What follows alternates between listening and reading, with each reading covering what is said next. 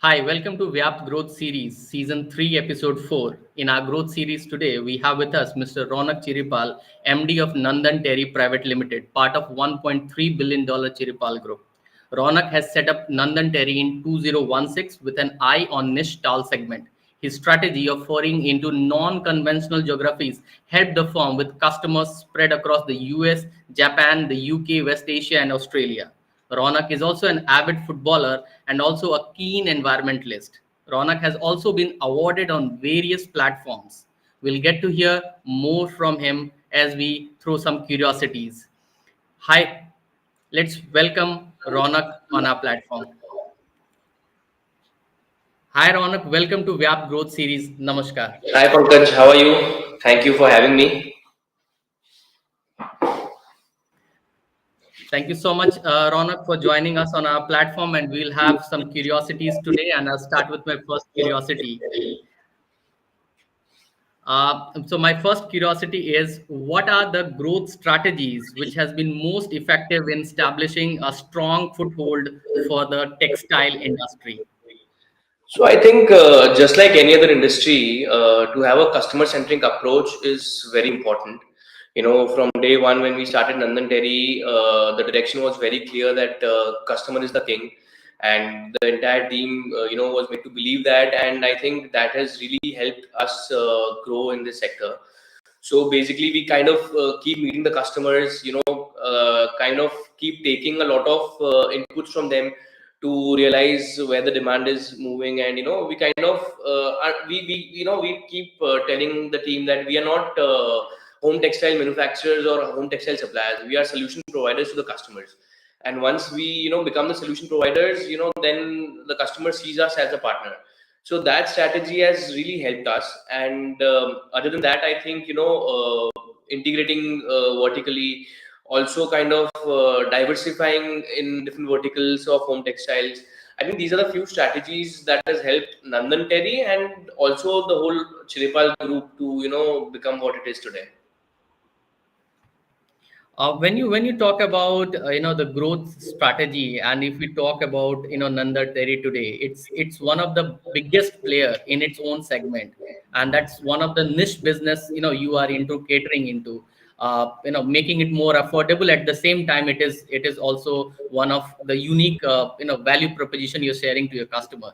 Can you talk a little more around the growth part of it? Where do you see the growth coming in another 3 to 4 years time as you drive this business for the next level of growth? Sure. So I think India as a consumer market itself is going to be the growth driver for this industry. I think as in when the people are getting more aware about hygiene, they are becoming more aware about good quality products. We see a lot of scope in the Indian population. Like with the population of 140 crores, the demand is still not there. And I think India market is still not the largest consumer market for this industry. But honestly, in the next 5 years, I see India to become one of the biggest consumer markets for home textiles. That's so wonderful, Ronak. And you have been very aggressive in this particular business, and something which is very close to your heart is sustainability. How can we give the better planet to our next younger generation? So my next curiosity is around it. So how can we drive sustainable business growth and stay relevant at the same time? And are there any specific or emerging trends or areas of focus you are foreseeing driving growth for your business? Sure. So, Pankaj, we keep meeting a lot of suppliers to understand what are the sustainable causes or sustainable measures the suppliers are undertaking, and we try to partner up with them and kind of re-engineer a product. So, of course, towel, for example, is a cotton-based product. Denim again is cotton and polyester-based product. So, we keep meeting suppliers, we keep meeting consumers as well, and try to re-engineer and innovate our product in order to kind of adapt some kind of sustainability. So we've gotten recycled cotton, recycled polyester, which we use in our own textile products, in our denim manufacturing as well. And this was basically from product perspective, but also from process perspective. There are a lot of sustainability measures which we try to undertake. So, like for example, we have taken a pledge to plant more than 1 million trees in next 7 years in and around our factories. And we've been doing this since last 2 years and almost covered 20% of our target in last 2 years.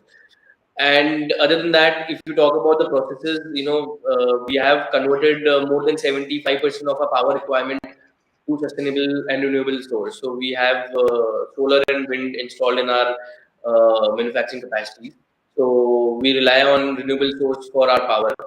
And we also recycle 97% of the water. So we have the zero liquid discharge ETP installed in most of our factories, most of our plants.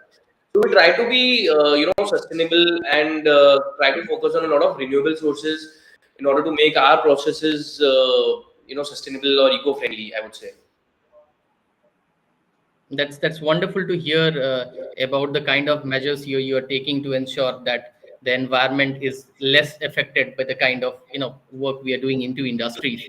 I move on to my next curiosity, which is looking at the diverse market you cater to, and how crucial it is to manufacture the goods locally and to generate employment, further employment. And what are the technological advancement do you see in this particular industry coming in, which can significantly contribute to the success of this particular industry? See, I think fortunately or luckily, we have been in this industry which is very labor intensive. So, we feel proud that at this moment we are employing more than 20,000 people at the group level. And, looking at rightly, as you said, that diverse market situations, we feel that, a lot of upskilling has happened in the last few years because of the government subsidies and government policies. A lot of trained manpower is easily available. So I think there's a lot of definitely there's a lot of scope of technological advances in order to support the manpower. So we try to resort to a lot of automated machines, even automated processes. We believe that we kind of divide our manpower's time into two different times, so productive time and non-productive time. So we feel that non-productive time can be kind of done by computers and machines, and non-productive work can be allocated to all these automated processes, and the manpower actually should be used for all the productive work. So we always keep talking that humans, how are we different than technologies, that we kind of have a the power to think and the power to improvise. So we kind of have all the systems in place for all the automated processes, but of course you need manpower to run all these processes. So we keep focusing on that. At the same time, as and how we grow, of course more and more manpower is needed. So we are focusing on that. And as I said, we are also working on a lot of AI which has come into place in manufacturing. A lot of automation in processes, or a lot of repetitive or redundant processes are being automized right now. So we are focusing on all those things, but of course manpower requirement is always going to be there. Okay. So Ronak, in the last, I think 7-8 years, when you started way back in 2016, it's been 7-8 years now. If I talk of Nandan Terry is already aspirational brand. Uh, I'm sure it has to do a lot with the kind of people you work with in the organization, and also with the leadership, the kind of legacy you have, and the leadership being provided at the top level. They understand what the business is and how to drive the business forward. Can I have some light around that as well? Because it's very, very important for our people to understand how to scale up the business within 6 to 7 years of time, as you've done it. See, I think that whatever Nandan Terry today has achieved is purely because of the team I have. It's only because of the strength I have, which I get from the team. And I keep telling them that my responsibility is just to keep pushing you. If you have the right people at the right place, as the owner or as a leader, it makes my life very easy. I don't need to do anything. I don't need to tell them what to do. They know what to do. I just need to keep pushing them, keep motivating them to do what they are supposed to do. So my life has been very easy because of the team I have. And good thing is that the team, if you see, the team is also very aspirational within themselves. They have whatever growth we've achieved is not just because of the vision or the goals which were set by the management. They are all vision or the goals which were actually set by the team themselves, and the management just gave a go ahead. We always tell them that we are with you, come what may. That is the only message which the team gets, and the team is there to push and achieve all the goals. That's so wonderful coming from you, Ronak, about your team as well as the kind of leadership. We move on to our next round, and we call this round as a flip round. So in this flip round,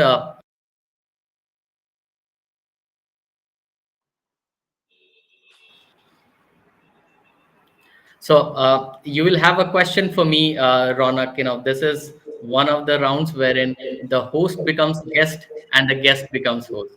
Okay, great. No, so actually, I've been thinking about asking you this. So, like as owners and as management team, we resort to a lot of consulting projects. Like we want to meet a lot of consultants because we understand that they get a lot of perspective, the outside perspective. So I want to understand from you, what do you think, or how do you think the Indian consulting industry is going to grow in 2024? Yeah, that's really a wonderful question, Ronak. And Ronak, we have seen the consulting in India has been always a foreign piece. We have always considered consulting being a foreign piece, and advisors from India may not be advising better.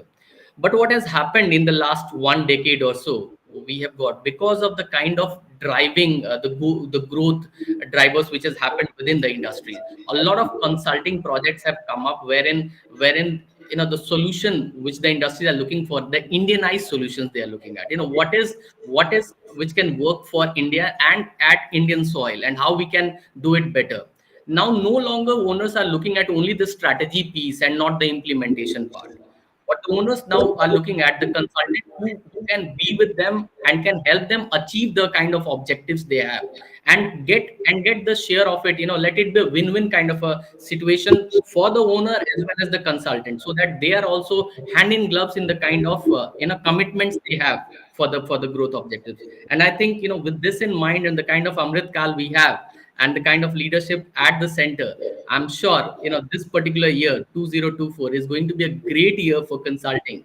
Now we are seeing not that great economies doing in US and Europe, but keeping in mind the kind of internal consumerization we have here in India, I'm sure this is going to be a great year. Great, great. Also, Pankaj, you keep talking to a lot of people, so I'm sure you have the treasure of knowledge and with interactions. I want to understand, if there has been any incident which has been an incredible source of learning for you, and if you can share that with us.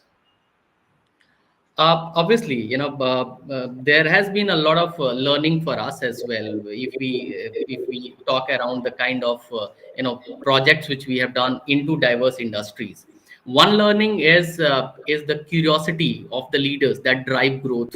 And we have not found any leader who has that kind of a growth potential, and he or she has not been curious. Okay, so I think curiosity is one thing that has been the reason of growth for various industries, be it the CEOs, MDs, or the owners themselves who have been driving this particular business.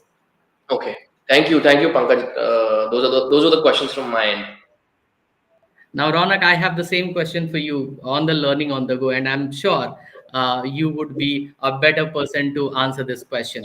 Ronak, with the kind of legacy you have, and you being a young leader from the family, driving the business, and over the past few years, you have actually established yourself in the Indian conglomerate to keep up the growth perspectives very high as you move forward. Can you narrate something from your professional or personal life which has been an incredible source of learning from you, not only from the treasure you are having from the family, but also the treasure of diverse businesses you have been catering to, or the family has been catering to, and helping, thousands and millions of people across the world with the kind of product you have been cater to the masses? Sure. So it is a very funny incident actually. I was in London. I was attending a course, and the course had a lot of cases to be solved. So we were a class of 40, 45 entrepreneurs, and and kind of reading all the cases of established entrepreneurs who've been in this industry, in the various industries for more than 20, 25 years, and they were stuck at a particular point or a particular decision, and we were asked to give our take on it. And the funny thing was, I think 90% of us, all of us, gave the right answer, gave the answer which actually the experienced entrepreneur ended up doing. So that actually made me realize that when you see or when you face any kind of a situation of dilemma where you are the decision maker in your business, you need to actually see it from an outside perspective. You need to probably see it from a case study perspective. So because when we were able to without any experience of that particular industry, we were able to solve that dilemma, or probably think like an entrepreneur who has an experience of 20, 25 years. We realized that because what happens is, in our business, we are involved on day-to-day basis. We are not able to see it from a bird's eye view. So what I've started doing in the last 3, 4 years is that whenever I'm stuck, or whenever I have a particular dilemma in my business, I write a case about it, and I read it from a very neutral perspective, like I'm reading a case study of a different company, and then I try to write the solution. And I've realized that that way of thinking is actually has actually helped me a lot. And sometimes, because being a part of a joint family, I have my cousins, I have my uncles, I have my father. So sometimes I make them also do the case study and ask them to write their opinion. I don't tell them that this is about Nandan Terry or this is about a particular company of Chiripal. I just tell them that this is a friend's company and this is very stuck. And the opinions or the decisions which come out of such an exercise are really, really helpful. So that is something which I have. Wonderful. So wonderful, Ronak, for sharing this to us. In fact, taking a third, eye view is very, very important in all the businesses, and the kind of treasure you have in the family itself has been, I'm sure, that has been a lot of help for you as well as for the organization. Uh, I think Ronak, I have a last question for you, which is around you, focusing you as a person. With the kind of growth initiatives you have for the organization, where do you see the organization moving? I'm not talking more in numbers, but moving more from the market point of view in the next 3 to 4 years time. Yeah. I think there are few things which we are focusing on right now, and I'm talking specifically to Nandan Terry, and then I probably talk about Chiripal Group as a whole. But from Nandan Terry's perspective, I would say that as I said, that India is a big market. We identify India as a very as a growing, aggressively growing market. So we really want to focus on India as a market. Also, we want to get into something like B2C. Have our own brand in home textiles. That also we are focusing on. Again, that brand would be focused purely in India, and that thought process has come only because we see India as a growing market. And thirdly, probably integrating in different and diversifying in different products. So right now we are mainly into manufacturing of towels. Getting into something like bath rugs or bed sheets probably would be a natural extension for us. So these are a few areas where we are focusing on in order to grow Nandan Terry to the next level. And talking about Chiripal Group, I would say we are diversifying into renewable. So we've come up with manufacturing of solar modules, and we are going to vertically integrate it backwards to manufacture solar cells and the solar wafers, the ingot wafers. So that is something which the group is really excited about, and we see a lot of scope of growth in this industry. So these are the few things we as a family have decided for our growth. That's so amazing, the kind of scope of business you have in textile as well as in. Yeah, when I say family, I don't mean just the Chiripal family or just my father, and I mean the whole team of Chiripal Group, all the employees we treat Yes, as family. So I consider them as family.